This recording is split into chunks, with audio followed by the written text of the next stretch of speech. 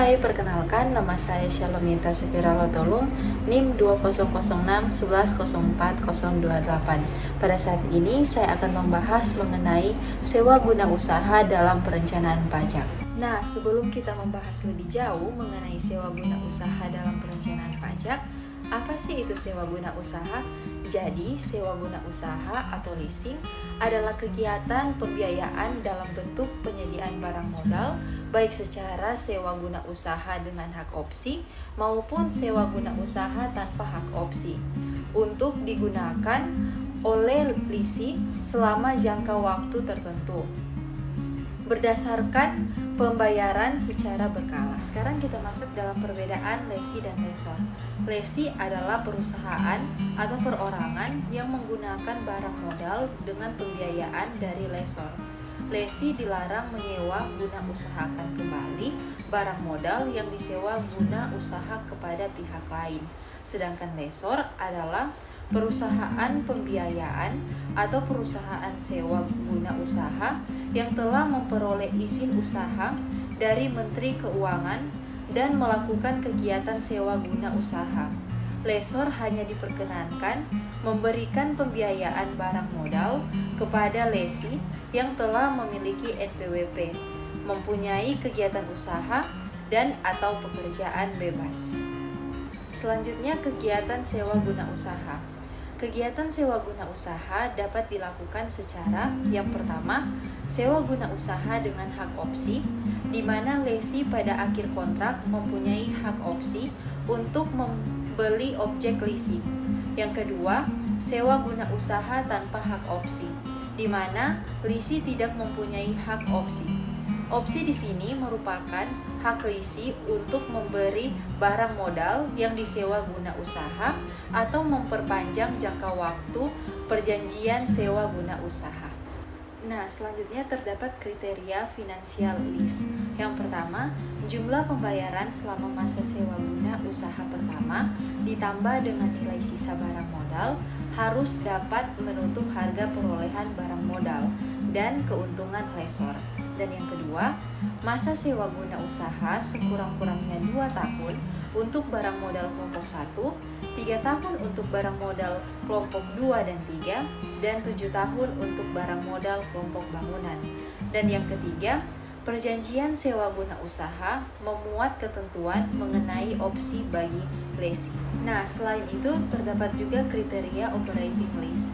Yang pertama, jumlah pembayaran sewa guna usaha selama masa sewa guna usaha pertama tidak dapat menutupi harga perolehan barang modal yang disewa guna usahakan ditambah keuntungan yang diperhitungkan oleh lesor. Yang kedua, perjanjian sewa guna usaha tidak memuat ketentuan mengenai opsi bagi lesi. Operating lease adalah jika lesor benar-benar tidak berniat menjual barang dan hanya ingin menyewakan saja. Yang ketiga, apabila dilakukan sales and leaseback, maka selisih harga jual dengan nilai buku aset dibukukan sebagai keuntungan atau kerugian yang ditanggungkan, yang harus diamortisasi secara proporsional. Nah, selanjutnya ada perlakuan PPh dalam sewa guna usaha dengan opsi, di mana perlakuan pajak penghasilan bagi lesor yaitu sebagai berikut.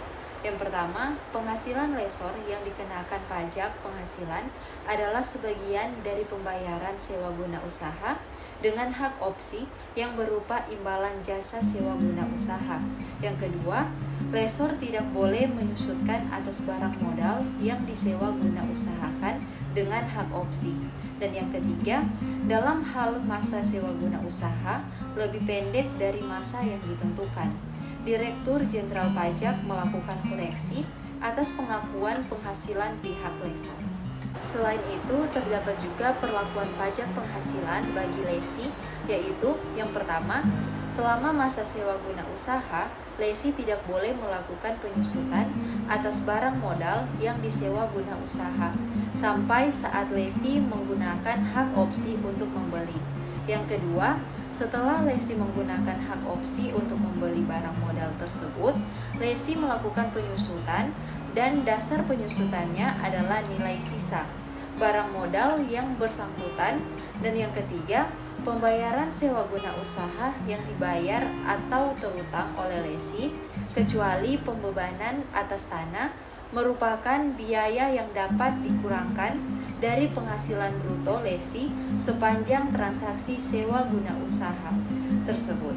Selanjutnya, terdapat perlakuan PPh dalam sewa guna usaha tanpa hak opsi.